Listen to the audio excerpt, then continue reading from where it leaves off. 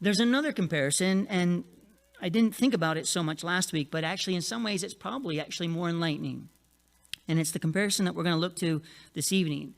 It's the comparison between Saul and Johnathan. Saul and Johnathan, his son. And one of the reasons why this is so significant is that Johnathan and Saul have the same bloodline, which means that the bents and iniquities in Saul are also in Johnathan. The inclinations, iniquity means bent. It's the inclination towards sin. It doesn't mean that I'm going to do the sins of my parents, but it does mean that when I'm born, I am inclined to those similar sins.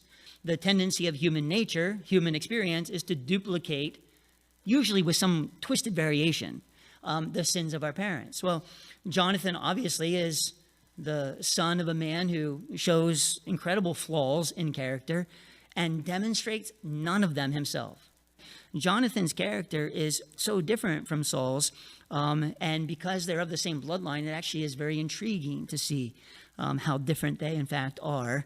In my notes here, I entitled, Johnathan is a man of faith and action, and in contrast, Saul pictures insecurity and overreaction. Johnathan is a man of faith and action. Saul pictures insecurity and overreaction, not underaction, not less action, overreaction, which is oftentimes the compensation of an insecure individual. They don't usually do too little. Usually they try to do well beyond what they're capable of doing, and in so doing, make a mess for everybody else in the process. It's usually overreaction, usually. And Saul is a picture of that.